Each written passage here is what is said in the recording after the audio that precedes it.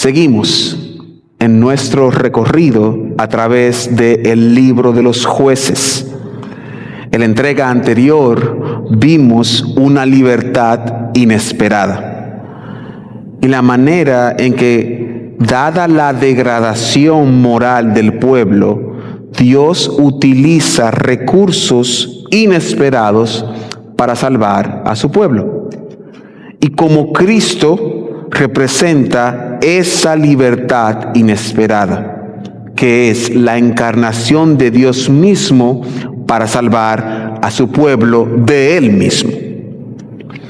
En nuestra entrega de hoy vamos a tener una miniserie dentro de la serie, ya que vamos a ver la vida del juez Gedeón en 3 partes. Y esta primera parte vamos a ver el llamado que tuvo Gedeón. Y lo haremos como si fuese una obra de teatro. Así que yo le invito a que se imagine conmigo que estamos en el Teatro Israel Broadway y que estamos ahí delante de un gran escenario donde va a subir y a bajar el telón. Y esta función está a punto de comenzar. Lo veremos en 4 escenas principales. La primera escena que veremos es el fracaso del pueblo en los versos 1 al 10. Luego veremos el llamado de un débil en los versos 11 al 24. Nuestra tercera escena será una prueba de fe en los versos 25 al 27. Y por último, la última escena será una fe vacilante en los versículos 33 al 40. Y la idea que quiero que quede en sus mentes y en sus corazones, hermanos, es que el pecado nos lleva a abandonar a Dios y a entronizar ídolos, sin comprender que nuestra ruina comienza cuando le damos la espalda a Dios. Pero la gracia de Dios, manifestada en Jesucristo, nos rescata y nos libera incluso de nuestra propia apostasía. Yo le invito a que nos pongamos en las manos del Señor. Padre amado y Dios todopoderoso, a pesar de mí, oh Señor, de mis pecados, de mis faltas, edifica a tu iglesia para tu gloria y para tu honra. En el nombre de Jesús. Iniciemos viendo el fracaso del pueblo. Y en esta primera escena, este fracaso es sumamente doloroso. Esta primera parte es dolorosa porque en el capítulo anterior, dentro de la historia del libro de los Jueces, termina con un cántico de gozo, alabanza y paz. Es decir, que dentro de la trama, Jueces debió terminar en el capítulo 5. Pero no fue así. Yo quiero que veamos primero este final del capítulo 5, 31. Vaya conmigo. Jueces capítulo 5, verso 31. Así termina este cántico. Así perezcan todos tus enemigos, oh Jehová, mas los que te aman sean como el sol cuando sale en su fuerza. Y la tierra reposó 40 años. Esta última parte es clave, porque es lo que da paso o abre la siguiente escena, que se desarrolla en el capítulo 6. Así que vaya conmigo al capítulo 6, verso 1. Dice la palabra de nuestro Dios: los hijos de Israel hicieron lo malo ante los ojos de Jehová, y Jehová los entregó en mano de Madián por 7 años. Noten que el ciclo de la apostasía vuelve a repetirse. Y a partir de ahora, del capítulo 6, vamos a ver historias más largas, con mayores detalles, ya que el autor nos quiere transmitir la manera en que el pueblo perdió el rumbo, hasta caer en lo que más adelante se convertirá en la norma del pueblo a través del tiempo. Eso se ve en el capítulo 17, verso 6. Vaya conmigo, por favor. Jueces 17, 6.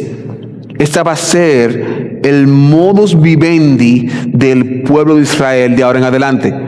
En aquellos días no había rey en Israel y cada uno hacía lo que bien le parecía. A partir de Gedeón es que se da un proceso conocido como la canaanización, que es el proceso en donde el pueblo empieza a adoptar valores de los cananeos, las prioridades de los cananeos y la adoración de los cananeos. Y esto quita o elimina a Dios del lugar que Él tiene. En este caso, el pueblo estuvo cautivo 7 años. Y aunque hemos visto una secuencia de que aumentan los años de cautividad, estos años, aunque son menos, son de mayor opresión. Es decir, cuando comparamos lo que pasaba en los años anteriores, aunque fueron más años, fueron como que más ligeros. Ya en este momento histórico, la cosa se vuelve más cruda, más amarga. Así que vaya conmigo, por favor, al versículo 2 del capítulo 6 y vayamos del versículo 2 al versículo 6. Dice la palabra de nuestro Dios: y la mano de Madián prevaleció contra Israel, y los hijos de Israel, por causa de los madianitas, se hicieron cuevas en los montes y cavernas y lugares fortificados.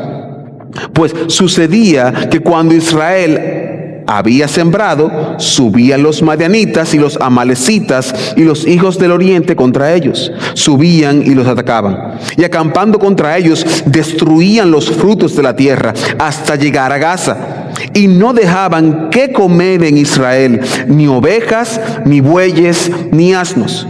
Porque subían ellos a sus ganados y venían con sus tiendas en gran multitud como langostas. Ellos y sus camellos eran innumerables. Así venían a la tierra para devastarla. De este modo empobrecía Israel en gran manera a causa de Madián.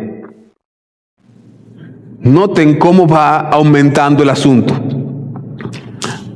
En los versos anteriores, de los capítulos anteriores, vemos más un dominio político. Aquí no es solamente un dominio político, es un dominio opresor. Tanto que no tenían comida. Y en este caso, los dos enemigos de este ciclo son los madianitas y amalecitas. Y estos dos grupos son muy particulares, ya que están entrelazados en toda la historia del pueblo de Israel. Los madianitas, dependiendo de la fecha y dependiendo del momento, son o aliados o enemigos. Por ejemplo, en el libro de Éxodo, los madianitas son aliados que ayudaron a Moisés. De hecho, la esposa de Moisés, Séfora, era madianita. Pero por otras instancias, como en Génesis, que los madianitas venden a José, o en Números, que guiaron al pueblo a desviarse de Dios. Entonces, dependiendo de la fecha y del momento histórico, el madianita es o no es bueno con Israel. En el caso de los amalecitas, es lo contrario. Ellos siempre han sido enemigos de Israel. Tanto que en capítulos anteriores, en el capítulo 3, se unieron a Eglón en el capítulo 3, intentaron conquistar a Israel. Entonces, la opresión se ve en 3 niveles. Primero, perdieron tierras. Es decir, se hicieron cuentas en los montes y en cavernas y en lugares fortificados. Es decir, tuvieron que dejar la tierra de ellos para esconderse en una cueva. Segundo, perdieron su modo de sustento. No dejaban comer a nadie de Israel, ni siquiera a los animales. Y número 3, hubo un empobrecimiento general de Israel. Es decir, a causa de que no tenían cómo producir y lo que producían se lo comían, no tenían forma de hacer comercio. Y se empobreció Israel. En otras palabras, la connotación que había respecto de otros ciclos anteriores es la inestabilidad económica y la paz. Y todo esto es fruto de darle la espalda a Dios. Es decir, esto no es un capricho de que Dios se levantó un día y de momento vengan amalecitas y madianitas y ataquen a Israel. No. Esto es consecuencia del pueblo apartarse. Y recordemos la fórmula. Ellos tomaron valores, dieron sus valores y sirvieron a sus dioses. Y lo doloroso de todo esto es que Dios ya lo había advertido. Libro de Levíticos, capítulo 26, versos 14 al 16. Pero si no me oyereis, ni hiciereis todos estos mis mandamientos, y si desdeñareis mis decretos, y vuestra alma menospreciare mis estatutos, no ejecutando todos mis mandamientos, e invalidando mi pacto, yo también haré con vosotros esto: enviaré sobre vosotros terror, extenuación y calentura, que consuman los ojos y atormenten el alma. Y sembraréis en vano en vuestra semilla, porque vuestros enemigos se la comerán.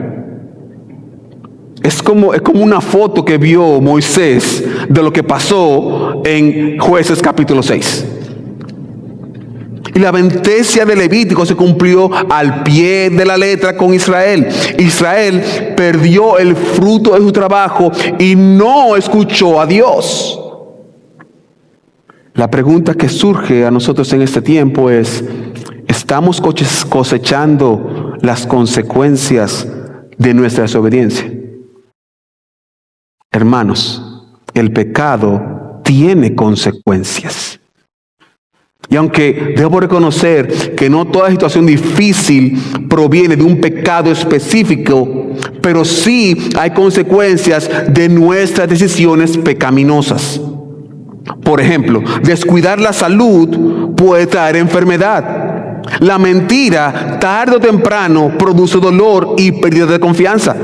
Al mismo tiempo, también sufrimos las consecuencias del pecado ajeno, como que un accidente de una persona que esté bajo los efectos del alcohol nos golpea y no fue nuestra culpa, pero fue todo fruto del pecado.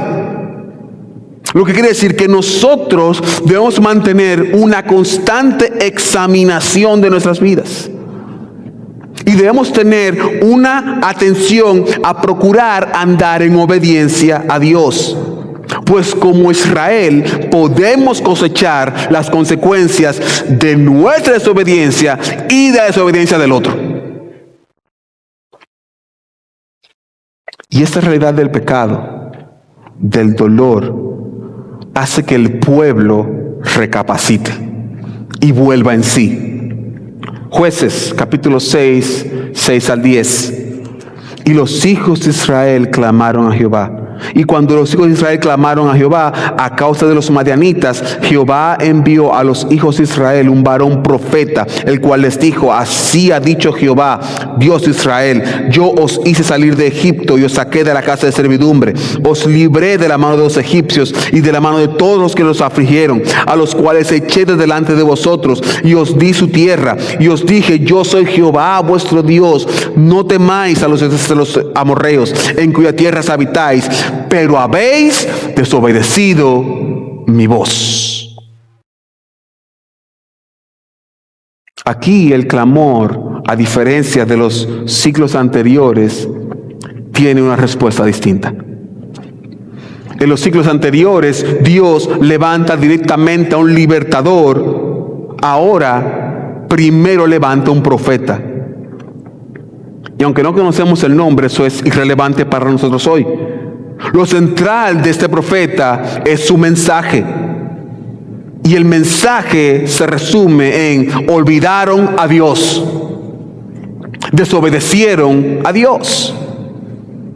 Y este va a ser un tema recurrente en los jueces y también en nuestras vidas. Israel debía recordar constantemente su liberación de Egipto, pero ese acontecimiento solamente estaba en la memoria y no estaba en el corazón.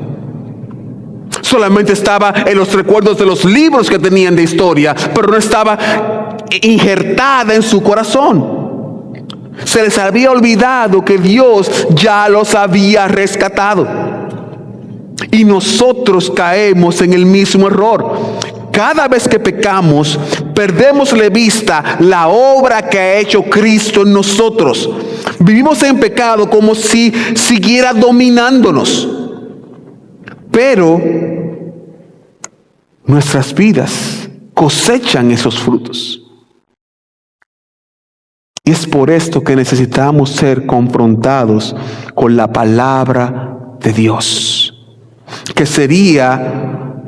haría la función de nuestro profeta, que nos recuerda quiénes somos y lo que Cristo hizo por nosotros, y nos invita a que vayamos y volvamos a Dios. Partiendo de esto, hermanos, con esto no quiero decir que usted no va a pecar. Lo que quiero plantear es que nuestra vida refleja nuestra relación con Dios. Y en la medida que estamos más lejos de Dios, es mucho más probable pecar. Ahora, a partir de esto, volvamos al texto. Veamos cómo Dios va a desarrollar este plan de salvación. Y lo va a hacer a través de llamar a un débil. Esta es la segunda escena. El telón una vez más vuelve a abrirse. Vamos a Libro de Jueces, capítulo 6, versos 11 al 12. Dice la palabra del Señor: y vino el ángel de Jehová y se sentó debajo de la encina que está en Ofra, la cual era de Joás Abieserrita. Y su hijo Gedeón estaba sacudiendo el trigo en el lagar para esconderlo de los madianitas. Y el ángel de Jehová se le apareció y le dijo: Jehová está contigo, varón esforzado y valiente. En este texto aparece uno de los personajes más enigmáticos de toda la Biblia, y principalmente del Antiguo Testamento, el ángel de Jehová. Este personaje aparece en varias ocasiones en diferentes lugares del Antiguo Testamento. Es enigmático porque no está claro qué o quién es este personaje.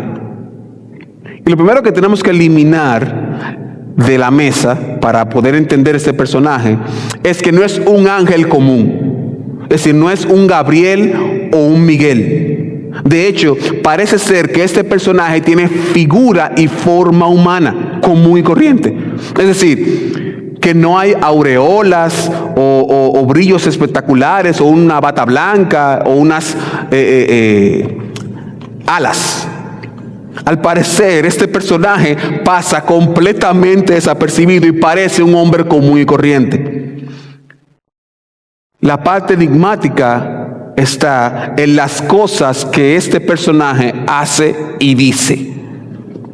Y aunque la palabra en los originales se traduce como mensajero, no es un mensajero cualquiera.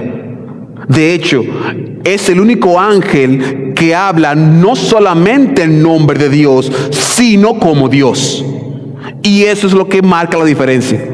Cuando los demás ángeles, que son también mensajeros, todos hablan de parte de Dios y dan un mensaje de Dios, pero ninguno habla con la autoridad con que habla el ángel de Jehová. Y el hecho de que este ángel desaparezca cuando Cristo aparece, hay algunas personas, algunos eruditos que sugieren que este personaje es Jesús preencarnado. Ahora, es un tema difícil y todavía no logramos encontrar cuál es descifrar quién es este personaje. La Biblia no lo especifica. Y aunque yo suelo ponerme del lado de los que creen con muchos asteriscos que este efectivamente es Cristo, no podemos afirmarlo porque no lo dice la palabra del Señor. Ahora, lo que sí vemos es que este personaje da un mensaje contundente. Primero, Jehová está contigo. Jehová está contigo. Y no solamente Jehová está contigo, varón esforzado y valiente. Y lo interesante es que la respuesta de Gedeón me dice a mí que él no tenía idea de que era esforzado y valiente. Vayan conmigo, por favor, al verso número 13. Miren la respuesta de Gedeón. Y Gedeón le respondió: Señor mío, si Jehová está con nosotros, ¿por qué nos ha sobrevenido todo esto? ¿Y dónde están todas sus maravillas que nuestros padres nos han contado, diciendo: nos sacó Jehová de Egipto, y ahora Jehová nos ha desamparado y nos ha entregado en manos de madianitas? Noten que la respuesta de Gedeón, él no distingue si el ángel de Jehová es el ángel de Jehová. Para él es un hombre común, es una conversación común, pero al mismo tiempo hace como un reclamo. Y este reclamo se relaciona con lo mismo que el profeta reclama al pueblo. Es decir, Gedeón reclama las maravillas y el desamparo de Dios. Y es interesante porque Gedeón está reclamando con justificación de causa. Es decir, él reclama que él, Gedeón, está cumpliendo con lo que Dios dice. Pero antes de dar paso a eso, quiero que veamos que Dios llama a un débil. Y aquí entra los versos 14 y 15. Y mirándole Jehová, le dijo: ve con esta tu fuerza, y salvarás a Israel de la mano de los madianitas. ¿No te envío yo? Entonces respondió: Señor mío, ¿con qué salvaré yo a Israel? He aquí mi familia es pobre en Manasés, y yo el menor de la casa de mi padre. Recuerden que Dios llamó a Gedeón varón esforzado y valiente, y lo envió a libertar a Israel, y su respuesta fue: somos pobres y soy el menor de mi casa. En otras palabras, yo no califico. Y esto me recuerda mucho a la objeción que puso Moisés en el capítulo 3 de Éxodo. Moisés puso todas las excusas posibles. Y la pregunta que te hago: ¿cuántas excusas hemos puesto para servir a Dios? En ocasiones pedimos señales extraordinarias, truenos, relámpagos para obedecer el llamado de Dios. Pero cuando se trata de un mejor trabajo, o una casa mejor, o un carro mejor, simplemente evaluamos pros y contras. Y en base hacia si me conviene o no me conviene, solamente evaluamos beneficios. Y aquí surge la pregunta: ¿qué excusa estamos usando para no responder al llamado de Dios? Y cuando hablo de llamado, no me refiero a ser pastor necesariamente o al campo misionero, sino a obedecer las oportunidades que Dios pone delante de nosotros. ¿Cuántas veces hemos dejado de compartir el evangelio con un compañero de trabajo? ¿Cuántas veces hemos dejado de compartir el evangelio con un extraño? ¿Cuántas veces hombres y mujeres han descuidado el liderazgo de su familia en inculcarle los valores de la fe a nuestros hijos? ¿O cuántas veces hemos puesto estudios, trabajo o empleos por encima de Dios? Hermano y hermana, si usted está en Cristo, usted tiene un llamado. Usted tiene un llamado al cual debe responder. Sin embargo, hemos caído en el error de ser consumidores del evangelio, no vividores del evangelio. Nos conformamos con hacer el mínimo para Dios y esperamos que Él haga el máximo.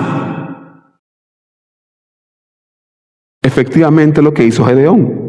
Y lo veremos más adelante, pero noten que Gedeón le dice: Dios nos ha abandonado. Sí, pero ¿y tú lo abandonaste a Él?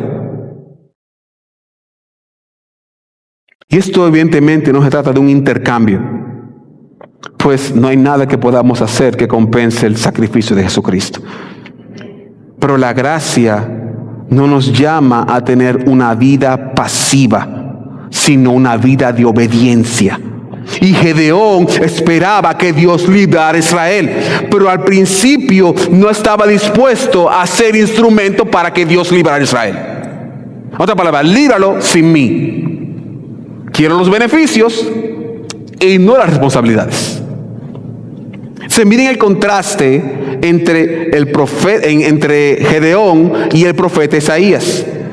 Con circunstancias similares, Isaías estaba en medio de una crisis ante la muerte del rey Usías, y Dios se muestra en santidad y llama a ser y llama su voz a su pueblo, a ser la voz del pueblo a Isaías. Y mira lo que responde Isaías 6:8. Después de oír la voz de Dios que decía: ¿a quién enviaré y quién irá por nosotros? Entonces respondí yo: heme aquí, envíame a mí. Isaías responde a un llamado que era el juicio contra Israel, y él dice: envíame a mí. Isaías no presentó excusas, él se presentó disponible y atendió al llamado de Dios. Y cuando vamos al texto de Jueces, Dios presenta este argumento contra Gedeón. Jueces capítulo 6:16. Jueces 6:16. Jehová le dijo: ciertamente yo estaré contigo y derrotarás a los madianitas como un solo hombre.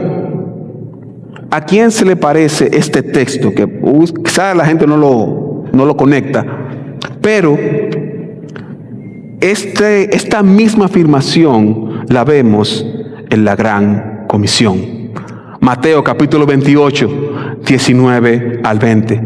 Por tanto, id y haced discípulos a todas las naciones, bautizándolas en el nombre del Padre y del Hijo y del Espíritu Santo, enseñándoles que guarden todas las cosas que yo he guardado, que yo os he mandado. Y he aquí, yo estoy con vosotros todos los días hasta el fin. Exactamente la misma orden. ¿Cómo estás respondiendo? Hay un mundo que está perdido y Dios está diciendo: ve y haz discípulos, exactamente igual que Gedeón. Y te está diciendo: yo estaré contigo. Entonces la pregunta es, hermano y hermana, ¿eres un Gedeón o una Gedeona? No, Gedeón se escucha como feo.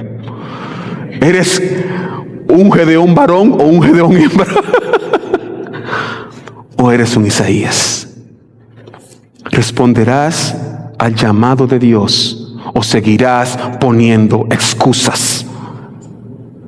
Sé que no es fácil, porque decir que sí a Dios es renunciar a otras cosas.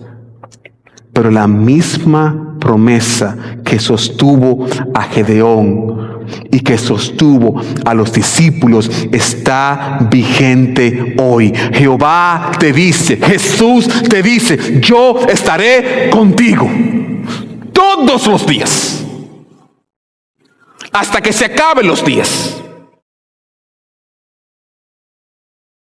Esta es nuestra confianza. No vamos en nuestras fuerzas, sino acompañados por el Dios que nos llama y que promete estar con nosotros. Por lo tanto, cuando usted va a predicarle a alguien, está usted y Cristo al ladito ahí. Usted le predica a esa persona y Jesús está ahí al ladito, mire, escuchándose. Con usted. Usted no está solo. Y eso es lo que da pie a que de Gedeón ponga ciertas pruebas a su llamado. Jueces 6, 17 al 21. Jueces 6, 17 al 21. Y él respondió: yo te ruego que si he hallado gracia delante de ti, me des señal de que tú has hablado conmigo. Te ruego que no te vayas de aquí hasta que vuelva a ti y saque mi ofrenda y la ponga delante de ti. Y él respondió: yo esperaré hasta que vuelvas. Y entrando Gedeón, preparó un cabrito y panes sin levadura de un efa de harina, y puso la carne en un canastillo y el caldo en una olla, y sacándolo se lo presentó debajo de aquella encina. Entonces el ángel de Dios le dijo: toma la carne y los panes sin levadura y ponlo sobre la peña y vierte el caldo. Y él lo hizo así. Y extendió el ángel de Jehová el báculo que tenía en su mano, tocó con la punta la carne y los panes sin levadura, y subió fuego de la peña, el cual consumió la carne y los panes sin levadura, y el ángel de Jehová desapareció de su vista. Por un tema de tiempo no voy a entrar en los detalles de este evento, pero es evidente que la conversación se torna más seria. No parece que Gedeón aún esté claro de quién es este personaje. pero al mismo tiempo como que se interesó porque este hombre extraño le dice: te voy a acompañar. Y busca algunos elementos que aún no está claro si era un sacrificio o una comida. Al parecer era como una comida para seguir hablando, pero todavía eso está en discusión. Ahora, lo relevante de esto es que Gedeón pidió señal y le fue dada. Y esto hace que Gedeón entienda que está hablando con un ser espiritual. ¿Cómo lo sabemos? Verso 22. Viendo entonces Gedeón que era el ángel de Jehová, dijo: ah, Señor Jehová, que he visto el ángel de Jehová cara a cara. Ahora, noten la diferencia en la respuesta de Gedeón versus la respuesta de Moisés. Moisés responde con humillación, mientras que Gedeón responde con miedo. Y esto lo que revela es el corazón de Gedeón, que debía ser trabajado y moldeado por Dios, ya que la intención de Dios no es que le tengamos miedo, sino que nos acerquemos a Él, y esto se logra a través de Jesucristo. Él nos abre la puerta a su presencia. Hebreos capítulo 4 versos 15 al 16, porque no tenemos un sumo sacerdote que no pueda compadecerse de nuestras debilidades, sino uno que fue tentado en todo según la semejanza, pero sin pecado. Acerquémonos, vengan, júntense conmigo confiadamente en el trono de la gracia para alcanzar misericordia y hallar gracia para el oportuno socorro. Hermanos y hermanas, podemos acercarnos a Dios sin temor. Cristo ha abierto la puerta del trono de la gracia y podemos alcanzar misericordia. Sí, hemos pecado, sí, hemos fallado, pero Cristo murió por nosotros y ahora tenemos acceso al Dios Todopoderoso. El mismo juez que nos va a condenar nos abre las puertas de su casa y dice: vengan que pueden entrar.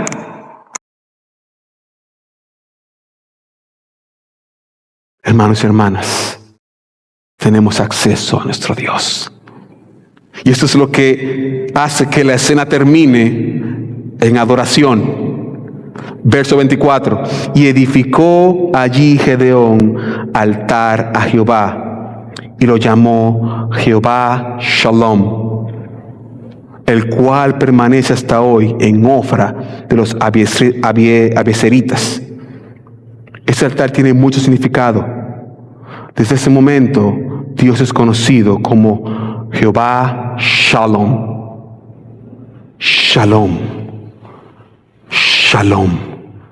Dios de paz. Shalom. Dios de paz. Era esa paz que Gedeón anhelaba. Pues por un tema de cronología, Gedeón tuvo que haber nacido durante los 40 años de paz que siguieron a la victoria de Débora y Barak. La pregunta que te hago: ¿tienes paz? La paz bíblica no es la ausencia de problemas, sino la seguridad que solo Dios puede dar en medio de ellos. Y eso es precisamente lo que Cristo vino a traer. Él vino a libertarnos del dominio del pecado, a romper nuestras cadenas y a darnos la verdadera paz y libertad que solo se encuentra en Él. Juan 8, 34 a 36.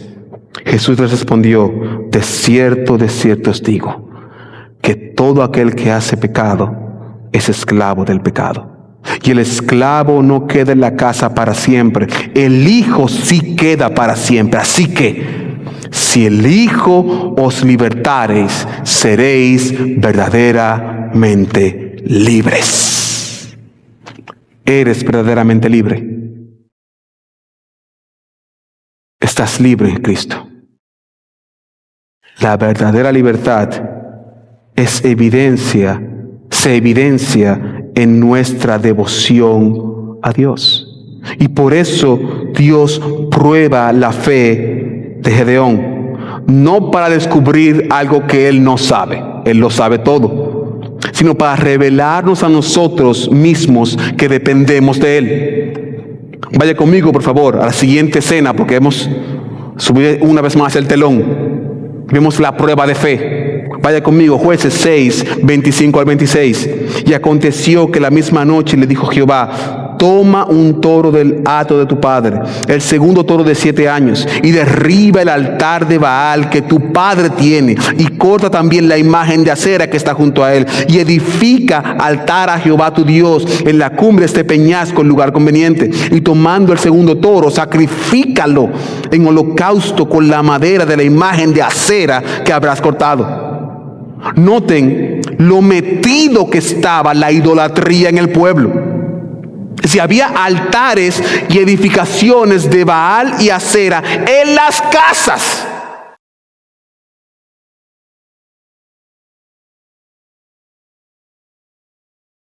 Ya no es solamente casarme con la extranjera. Ya en mi casa tengo ídolos. Y recuerden que en el versículo 24, Gedeón le hizo un altar a Jehová. Pero Jehová no es compatible con otro. Dios es o todo o nada. Y por eso Dios le pide 3 cosas. Número 1, eliminar la idolatría. Y número 2, instaurar la adoración a Dios. Y es aquí donde Gedeón obedece. Verso 27. Entonces Gedeón tomó 10 hombres de sus siervos e hizo como Jehová le dijo, mas temiendo hacerlo de día por la familia de su padre y por los hombres de la ciudad, lo hizo de noche. La pregunta es, ¿qué altares tenemos que derribar de nuestras vidas? Un altar es todo aquello que ocupa el lugar de Dios. Puede ser trabajo, estudios, familia, entretenimiento, cualquier otra cosa que quite mi comunión con Dios. ¿Cómo se manifiesta? Cuando decimos que no tenemos tiempo ni para orar ni para leer las Escrituras porque estamos ocupados. Pero sí encontramos tiempo para otras cosas banales, como ver Netflix. Veas un Netflix tranquilo, no sé. O tomamos tiempo en redes sociales. O decidimos ir al parque a ver el río en vez de estar con Dios. No estoy diciendo que no tenga su celular, tenga su Netflix y vaya al parque. Lo que estoy diciendo es que cuando eso toma el lugar de Dios, entonces se convierte en un altar. Y de ahí pasamos a las oraciones apresuradas, que son: Señor, bendice mi familia, amén. O Señor, tú entiendes, estoy cansado, guarda mi familia en el nombre de Jesús. Nuestras prioridades revelan el primer lugar de nuestro corazón. Y una de las evidencias que quizás la gente no toma mucho en cuenta es, ¿sabe qué revela bien claro cuáles son sus prioridades? Su presupuesto. La manera en cómo administramos el dinero dice lo que realmente valoramos. Hermanos y hermanas, hay altares en tu vida. El libro de Jueces nos recuerda que aunque tengamos prácticas religiosas sinceras, como fue la de Gedeón, debemos derribar los altares de nuestras casas, sin importar el costo. ¿Por qué? Porque hubo una respuesta a este tumbar de altares. Versos 28 al 30. Por la mañana, cuando los de la ciudad se levantaron, he aquí que el altar de Baal estaba derribado y cortada la imagen de acera que estaba junto a él, y el segundo toro había sido ofrecido en holocausto sobre el altar edificado. Y se dijeron unos a otros: ¿quién ha hecho esto? Y buscaron y inquirieron, les dijeron: Gedeón, hijo de Joás, lo ha hecho. Entonces los hombres de la ciudad dijeron a Joás: saca a tu hijo para que muera, porque ha derribado el altar de Baal y ha cortado la imagen de acera que está junto a él. Aquí vemos dos aspectos importantes. Primero, Israel estaba el corazón de Israel estaba cananeizado. Y aunque el altar pertenecía al padre Gedeón, la reacción del pueblo es al santuario comunitario, que estaban dispuestos a matar a un hombre. Miren lo metido que estaba Baal y Acera. Y esto ha de hecho sugerido que el papá de Gedeón pudo haber sido un sacerdote de este culto, porque tenía un altar en su casa. La pregunta es, ¿nos puede pasar lo mismo? Es posible que no percibamos cuán lejos estamos de Dios, ni los altares que hemos edificado. Estos altares no solamente son imágenes o ídolos físicos, sino también puede ser el orgullo, la reputación, el dinero, cualquier cosa que ocupe el lugar de Dios. Todo eso debemos derribarlo de nuestras vidas, porque no puede estar Dios y un altar. No puede. Y aunque venga la oposición, que es el caso de Gedeón, tenemos que derribarlos. Sin embargo, interesantemente, Job encontró a un abogado. Verso 31 y 32. Y Joás respondió a los que estaban junto a él: contenderéis vosotros por Baal, defenderéis su causa. Cualquiera que contienda con él, que muera esta mañana. Si es un Dios, contienda por sí mismo con el que derribó su altar. Aquel día Gedeón fue llamado Jerobbaal, esto es, contienda Baal contra él, por cuanto derribó su altar. Es interesante porque Joás, a diferencia de la multitud, no centra su atención en el altar, sino en el poder de la deidad que están defendiendo. Lo que dice es, si Baal es Dios, que se defienda, ¿o no? Él no es Dios, que se defienda. Y ese mismo principio nos recuerda que nuestro Dios es poderoso. Jeremías 32, 17. Oh Señor Jehová, he aquí que tú hiciste el cielo y la tierra con gran poder y con tu brazo extendido. Ni hay nada que sea difícil para ti. Hermanos y hermanas, nuestro Dios es poderoso.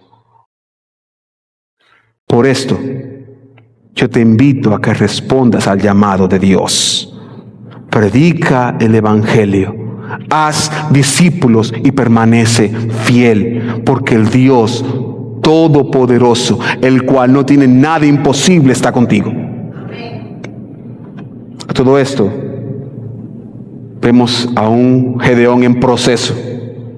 Y veremos entonces la última escena con una fe vacilante. Vaya conmigo a versos 33 a 35.